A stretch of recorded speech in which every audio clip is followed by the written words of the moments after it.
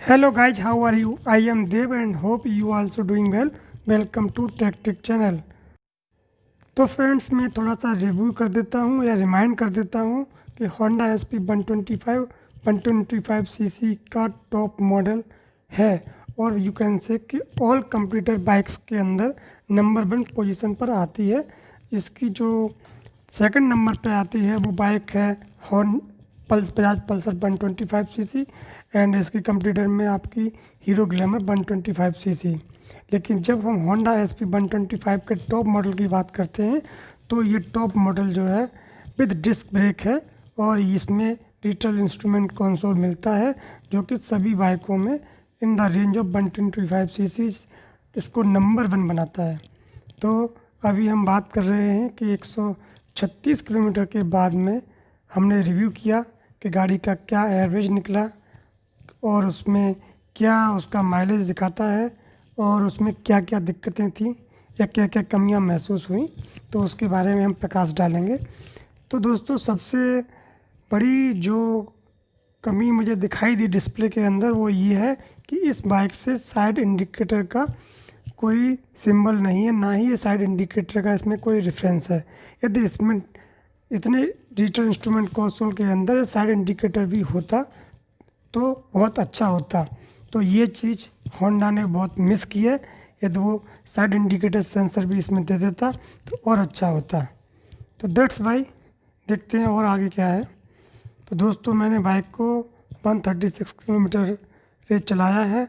अब आप देखो कि इसमें जो एवरेज दिखा रहा है वो 62.2 किलोमीटर पर लीटर है और जो अभी रेंज दिखा रहा है कि ये 267 किलोमीटर की इसकी रेंज है, यानी कि 260 किलोमीटर गाड़ी और चल जाएगी। तो मैं दोस्तों आपको बता दूं कि मैंने इसमें 7 लीटर पेट्रोल डलवाया था जब शोरूम से निकली थी। तो अब देखते हैं कि कितना देती है, आगे एक्चुअल में एवरेज निकाल के देती है। बाकी इसमें लेफ़्ट में बटन है, इससे आप चेंज करके देख सकते हो। यहाँ पे दिखा रहा है ट्रिप ए में कितनी चली, ट्रिप बी में कितनी चली और यहाँ पे ये रियल टाइम माइलेज है वो अभी शो नहीं कर रहा है क्योंकि गाड़ी खड़ी हुई है। जब गाड़ी चलती है तब दिखाता है। उसमें कई सारी रीडिंग आती है, 99.9 किलोमीटर पर लीटर भी दिखाता है, but it can not be true, जो कि फालसी है। तो इसका जो एवरेज है वो अभी 62 का आ रहा है जो कि कुछ रियल मालूम पड़ता है। हाँ इतना तो हो सकता है, अभी फर्स्ट सर्विस के बाद में पता चलेगा। तो लेफ़्ट साइड से जो बटन है इसे प्रेस कर रहा हूँ, इससे आप डिफरेंट डिस्प्ले देख सकते हो जिसमें कि आपको trip 1 trip 2 average real mileage और डिस्टेंस फॉर एम्प्टी दिखाई देगा। राइट साइड में बटन है वो सेटिंग करने के लिए, उससे आप टाइम और अदर सेटिंग्स जो हैं वो कर सकते हो। तो दोस्तों मिलते हैं next at the time of first service. Thanks for watching. धन्यवाद। Hello guys, how are you? I am Dev and hope you are also doing well. Welcome to tech channel. दोस्तों मार्केट पे इस बाइक के बहुत ज़्यादा चर्चे हैं और इस बाइक के कुछ पॉइंट्स निकल के आए हैं, यानी आप कह सकते हो कि इस बाइक की एडवांटेज है वो बहुत ज़्यादा है, लेकिन कुछ जो है नेगेटिव पॉइंट भी आ रहे हैं। नेगेटिव पॉइंट्स के बारे में बात करूँ तो आपने सुना होगा कि गियर फंसने की दिक्कत आ रही है, मीटर की रीडिंग गलत आ रही है। तो फाइनली ये बाइक मेरे हाथ में आ गई और मैंने इसका रिव्यू किया।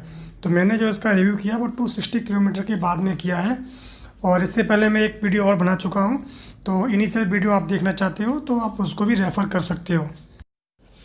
तो अब अपन आज हम बात करेंगे विस्तार से जो दिक्कत आ रही है गियर फंसने वाली उसके बारे में और इसकी मीटर के बारे में। तो इस पर हम विस्तार से बात करेंगे और मैं आपको दिखाऊँगा कि दिक्कत कैसी आ रही है और एक्चुअल में वो है क्या। तो यदि आप परचेज करने का प्लान बना रहे हो तो आप इस वीडियो को ज़रूर देखें और जिससे कि आपको वो सारी चीज़ें पता चलेंगी और जिनके बारे में आप टेक केयर कर सकते हो और दूसरे सप्लायर की तरफ स्विच कर सकते हो। लेकिन ये वीडियो आप अंत तक देखें और चैनल को सब्सक्राइब करना ना भूलें, वीडियो को लाइक करें यदि आपको अच्छा लगे तो। दोस्तों आज हम बात करते हैं ये होंडा SP 125। ये 125 सीसी की अपने सेगमेंट की सबसे सुपर बाइक है। ये मार्केट में आप इसकी प्राइस से पता चल जाएगा, यानी कि 125 सीसी की रेंज में ये अपने कंप्यूटर में महंगी बाइक है। KTM को छोड़ दें तो ये अपने में अपने सेगमेंट में बहुत ही अच्छी बाइक है। और हाँ, हम बात करते हैं डिजिटल इंस्ट्रूमेंट कंसोल की, तो ये फर्स्ट इन सेगमेंट है, यानी कि 125 सीसी में जो डिजिटल इंस्ट्रूमेंट कंसोल है, यानी डिजिटल इंस्ट्रूमेंट क्लस्टर बोलते हैं, जिसमें कि आपको सारी रीडिंग दिखाई देती हैं, तो इसके अंदर ये डिजिटल यूज किया गया है, यानी कि फुली डिजिटल। अब तक आपने देखा होगा पल्सर वगैरह में semi digital instrument console use होता है, लेकिन इसमें आपको फुली डिजिटल इंस्ट्रूमेंट कंसोल मिलेगा। और हाँ, आपको पता ही है कि इसके टैंक पर साइड में काउल लगाए गए हैं, जो कि इसको एक मतलब स्पोर्टी लुक प्रदान करते हैं। आपको ऐसे काउल आपने देखे होंगे, अपाचे में मिलते हैं, तो ये लुक को भी बीट करती है। और ये 125 सीसी के अंदर कॉस्ट भी इसकी सबसे ज़्यादा पड़ती है आपको, यानी कि 125 सीसी की बाइक्स में KTM वगैरह को छोड़ दें, जो कि इंडिया में इतनी पॉपुलर नहीं है। हम कंपैरिजन करें तो आपको ये ग्लैमर, हीरो ग्लैमर हुई, और आपकी बजाज पल्सर 125 सीसी हुई, तो उन सभी में सबसे महंगी बाइक है, और महंगा होना भी चाहिए क्योंकि इसमें डिजिटल इंस्ट्रूमेंट कंसोल का यूज किया गया है। तो अपन अब इसका एक वॉक को अराउंड देख लेते हैं। ये टैंक में साव लगाए गए हैं, आपको देखोगे यहाँ पर आपको ऑटो यानी कि डिजिटल स्टार्ट के साथ में आपको मैनुअल स्टार्टिंग बटन भी दिया गया है, यानी कि आज की डेट में जितनी भी महंगी गाड़ियाँ हैं उनसे स्टार्टर मैनुअल स्टार्टिंग हटा दिया गया है और खाली इलेक्ट्रिक स्टार्ट है। लेकिन जब कभी भी बैटरी वगैरह वीक होती है तो उस केस में आपको उनमें प्रॉब्लम हो सकती है, लेकिन इसमें कंपनी ने इतना ध्यान रखा हुआ है कि इसमें आपको मैनुअल स्टार्टिंग भी दिया गया है। और इसमें बात करें तो इसमें BS6 125 सीसी का इंजन लगा हुआ है, यानी कि फ्यूल इंजेक्शन टेक्नोलॉजी पर आधारित इंजन लगा हुआ है इसके अंदर। और कुछ लोग कंप्लेंट करते हैं कि टायर पतला है, लेकिन हाँ, मैंने इसको राइड किया है तो मुझे इसका कोई इतना कमी महसूस नहीं हुआ। हाँ, ये है कि आप चाहते हो तो चेंज करवा सकते हो, तो इट इज़ नॉट ए मतलब हार्ड थिंग। और इसमें आप देखोगे इंस्ट्रूमेंट कंसोल तो शानदार है, और टैंक जो है वो बहुत ही अच्छा लगता है। आप रेड कलर की बात करूँ तो रेड कलर में बहुत ही अच्छा कलर निकल के आता है, और ये दूर से देखने पर आपको एक तरह से हाईलाइट भी करता है, क्योंकि रेड कलर जो होता है वो दूर से ही दिखाई देता है। तो ये सेफ्टी के पर्पज़ से भी रेड कलर आप प्रीफर कर सकते हैं, क्योंकि इंडिया में सेफ्टी का कोई मतलब नहीं होता है, सब पसंद पर घूमते हैं। तो आप उस चीज़ को ना देखें और आप कोशिश करें कि जो कलर शाइनिंग वाले होते हैं, यानी जो लाइट कलर होते हैं जो दूर से दिखाई दें, वो यूज करो। रेड कलर उसमें से एक अच्छा कलर निकल के आता है, तो इसका सेफ्टी से भी लिंक है कि जब रेड कलर की गाड़ी होती है वो दूर से दिखाई दे जाती है। और रेड कलर का मतलब मीनिंग आपको सिंपल समझ में आ जाना चाहिए कि जो रेड लाइट होती है वो स्टॉप करने के लिए रेड क्यों होती है, क्योंकि रेड जो है हमें दूर से दिखाई देता है, यानी रेड कलर की जो वेव्स होती हैं वो दूर से दिखाई दे जाती हैं। बाकी की जो कलर हैं वो ज़्यादा रिफ्लेक्ट होती है, तो उनको दिखाई नहीं पड़ता है, उनको अच्छी तरह प्रॉपर आपको लुक नहीं होता है। तो कंपनियां भी खुद कहती हैं कि आप हेलमेट यूज कर रहे हो तो वो भी लाइट कलर का यूज करो, जिससे कि आपको दूसरे राइडर्स को आपकी विजिबिलिटी अच्छी तरह से रहे। तो दोस्तों, अभी तक का मेरा जो राइडिंग एक्सपीरियंस है वो अच्छा है। गाड़ी बहुत ही कंट्रोल्ड है, मतलब यानी कि आपको कहीं पर भी गाड़ी में किसी चीज़ की कमी महसूस नहीं होगी, बैलेंस रहती है गाड़ी। आप चाहे मार्केट में चलाओ, चाहे आप हाईवे पे चलाओ, आप कहीं पे भी चलाते हो, तो यानी कि 70 की स्पीड तक गाड़ी में कोई आपको दिक्कत नहीं होने वाली है। यानी कि गाड़ी की जो राइडिंग है वो वेरी स्मूथ है और जो कि बैलेंस्ड भी है। तो आप इस चीज़ को रखें। और इंजन की बात है तो होंडा का इंजन तो पता ही है सभी में बेस्ट होता है, और इसमें साइलेंट स्टार्ट और भी है, तो जिससे कि गाड़ी स्टार्ट होती है तो पता भी नहीं चलता है। यानी कि जिन लोगों को साउंड ज़्यादा पसंद नहीं है, जो लोग कम साउंड पसंद करते हैं, तो उनके मतलब से भी गाड़ी बहुत बढ़िया है। तो दोस्तों, all things are good, but some minor problems I have seen in this bike, so we will go to talk about in the detail for that minor problem, because this video is focused for all the way on that minor problems. One problem is related to is meter readings and second one is gear problem, यानी कि gear फंसने की दिक्कत। तो हम अभी देखते हैं डिजिटल मीटर में कि उसमें कैसे इंडिकेशन है, और उसमें हम देखने की कोशिश करते हैं और मैं दिखाने की कोशिश करता हूँ कि आपको कैसे बता सकूँ। तो आप देखोगे डिजिटल इंस्ट्रूमेंट कंसोल है। मैंने गाड़ी को न्यूट्रल करता हूँ मैं अभी, एक मिनट रखो।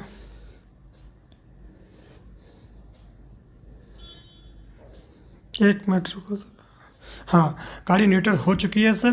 देखो इसमें सारी चीज़ें आ गई। इसमें अभी रेंज दिखा रहा है 179 किलोमीटर। और हम आगे देखते हैं, ये 260 किलोमीटर गाड़ी चल चुकी है। इसमें टाइम सेट है, टाइम 4:37 हो रहा है। गियर आपको देख ही रहे हो न्यूट्रल में है। और स्पीड जो है अभी 0 है, क्योंकि गाड़ी खड़ी हुई है। और जो एवरेज है वो 67.7 का है। तो एवरेज जो 167.7 का है, ये आप मान सकते हो अभी, बिकॉज अभी आपको फर्स्ट सर्विस के बाद ही पता चलेगा कि एक्चुअल में क्या है। और जब मैं इसकी रीडिंग ले लूँगा तब भी आपको बता दूंगा कि एवरेज ठीक है या गलत है। और ये आप देख ही रहे हो 179 किलोमीटर की रेंज में चल चुकी है। नहीं, 179 किलोमीटर की अब ये रेंज बता रहा है। तो ये रेंज में भी मैंने कुछ गलतियां देखने को मिली थी मुझे, कि कभी 200 दिखाता था, उसके बाद में फिर 15 किलोमीटर गाड़ी चल रही, उसके बाद में 201 किलोमीटर दिखाने लगा। तो ये सब चीज़ें मैं डीलरशिप पे जाके डिस्कस करूँगा जब मैं फर्स्ट सर्विस कराऊँगा। तो उसके लिए आप नेक्स्ट वीडियो देखना ना भूलें। तो अब मैं देखता हूँ कि गियर फंसने वाली। तो इसमें जब गियर, वैसे तो आप गियर डालोगे आप सेकंड, थर्ड, फोर्थ, कोई दिक्कत नहीं आती। लेकिन जब हम सेकंड गियर से फर्स्ट गियर में टर्न करते हैं तब इसमें दिक्कत आ रही है। देखो मैं गियर डालने की कोशिश कर रहा हूँ, लेकिन वो गियर कई बार चेंज करने के बाद में फिर पड़ा है। अब फिर कोशिश कर रहा हूँ। देखो, तो इसमें जो आप सेकंड से फर्स्ट में जाते हो या न्यूट्रल से फर्स्ट गियर डालते हो तो उसमें दिक्कत आती है। तो गाड़ी को थोड़ा सा आगे पीछे कर लें और हैंडल को थोड़ा सा घुमा लें तो वो चीज़ें क्लियर हो जाती हैं। तो आपको वीडियो कैसा लगा, वीडियो को लाइक करें और चैनल को सब्सक्राइब करना न भूलें और शेयर करें। और नेक्स्ट वीडियो के लिए तब तक bye bye. Hello guys, how are you? I am Dev and hope you are also doing well. Welcome to Tactic channel. So friends, in this video we are going to discuss about all the pros and cons related to Honda SP125 after 447 km run. So it is ownership review. So there is nothing about any misleading things that will be not beneficial for you and your requirements. So bro, we are going to discuss one by one what is the problems we have faced for running the bike, and what is the advantages and what is the lacking in this bike. So one by one we will discuss about different points and aspects. So I will show firstly of you the readings of the meter and display and review and show the detail to you. Hello friends, so if we go to the major disappointment from this bike, so that is gear position. Actually, when we change the gear position from neutral to first or first to neutral and second, that then there will be a cranking sound and sometimes not displayed in the meter, and sometimes we need to change gear by moving bikes up and down side. So that error is also already told to the service center and they will do something and we can see the improvement, but still it is a problem. So we can say bike is very good for riding wise, looking wise, and the different aspects wise, but we will face the gear problem. So it can be a major problem. Second things, we cannot count the price of this bike because price is so high. So we are going to discuss about the very sincere and very effective points that should be improved in this bike.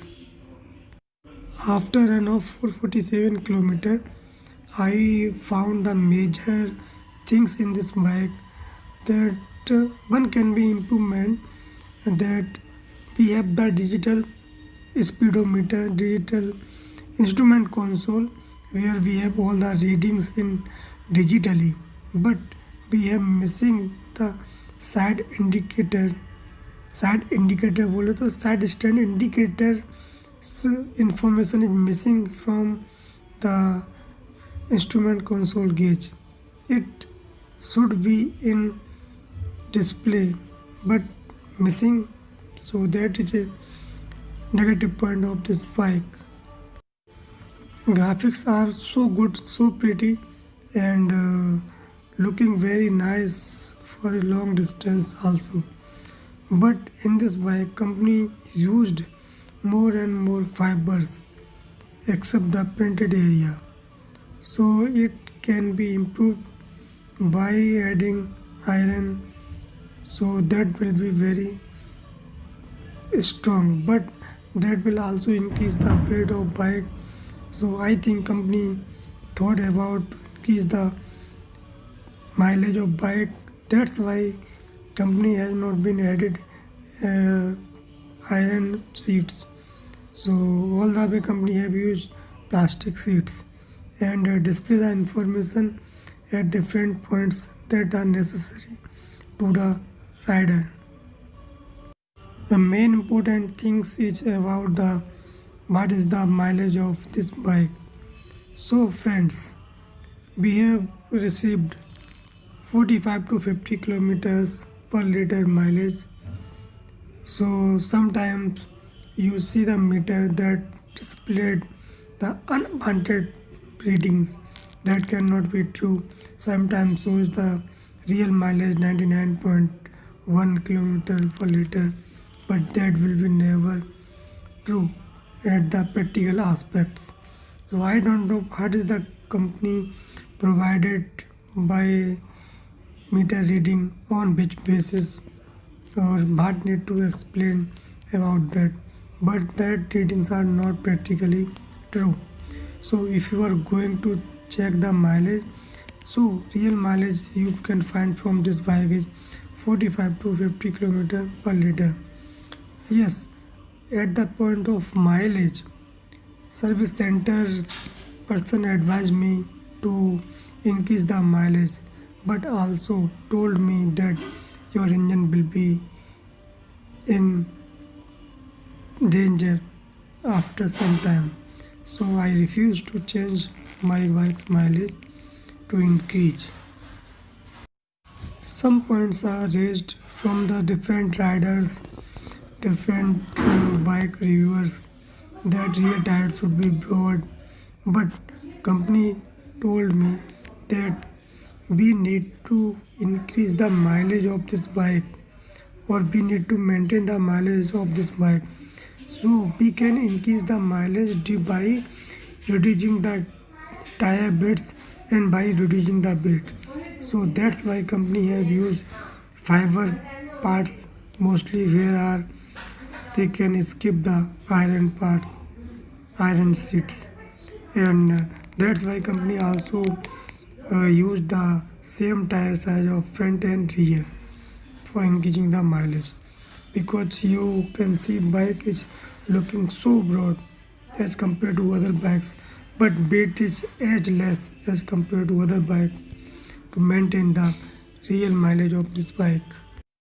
If you looking from the front side, bike's looking is very good, and you can also read LED is written in front of light, inside of light, so you can see that led is also mentioned inside the headlight glass, so that is very good for night time.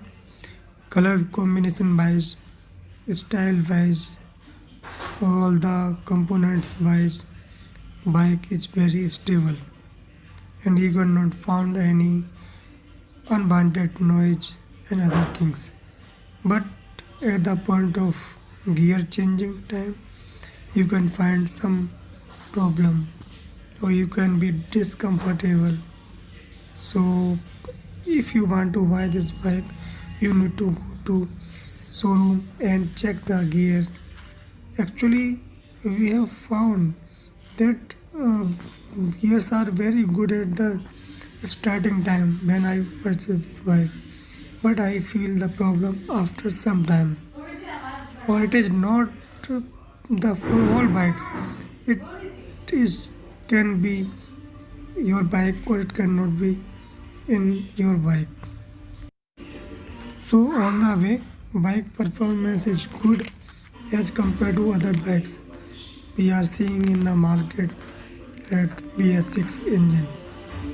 Sometimes you can see the rear light is very nice and good looking, but the plastic part of this rear light is not so good assembled. You can touch it and you can also displace it because it is not fixed permanently, it is loosed. I don't know what is the reason for losing the plastic part.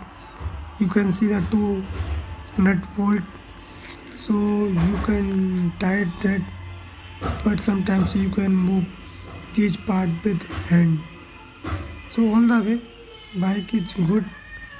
You can buy, you can prefer it as compared to other bikes.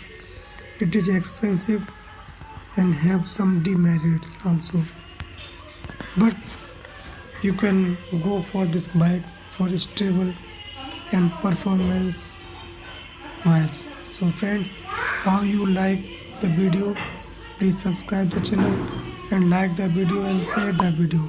Thank you.